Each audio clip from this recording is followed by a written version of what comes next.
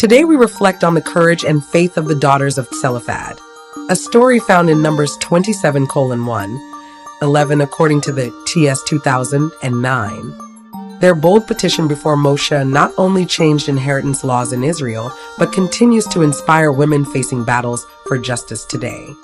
Numbers 27:1, 11 states, "And the daughters of Zelophehad came near, and they stood before Moshe and before Eleazar the priest, and before the leaders and all the congregation, saying, Our father died in the wilderness, and he had no sons. Why should the name of our father be removed? Because he had no son. Give us a possession among the brothers of our father." And Moshe brought their case before Yahweh. And Yahweh spoke to Moshe, saying, "The daughters of Zelophehad speak what is right. You should certainly give them a possession of inheritance among their father's brothers. And you shall speak to the children of Yisrael, saying, If a man dies and has no son, then you shall cause his inheritance to pass to his daughter." Let us look at the background of Zelophehad. Zelophehad was from the tribe of Manasseh, a descendant of Machir, son of Manasseh, son of Joseph according to Numbers 26:29, 33. He died in the wilderness, not as part of Korah's rebellion, but for his own sin as stated in Numbers 27:3. His daughters were Mahlah, Noah, Hoglah, Milcah, and Tirzah. The daughters distinguished their father's situation from Korah's rebellion, which carried a stigma of rebellion against God. By clarifying this, they strengthened their case for inheritance, showing that their father's lineage should not be dishonored or forgotten.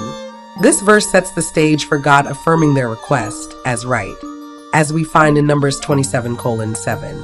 The daughters of Tselophhad petition was significant in establishing a precedent for women's inheritance rights in Israel. Himself affirmed their claim, showing that justice and equity are part of his covenant order.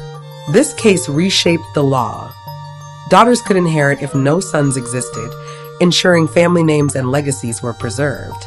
The Holy Bible also informs us in Numbers 36:6, 9, daughters who inherit must marry within their tribe to preserve tribal allotments.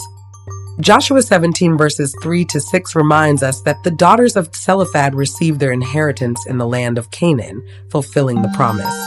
Job 42 verses 13-15 reinforces that Job gave his daughters an inheritance among their brothers, a rare but powerful example of equity.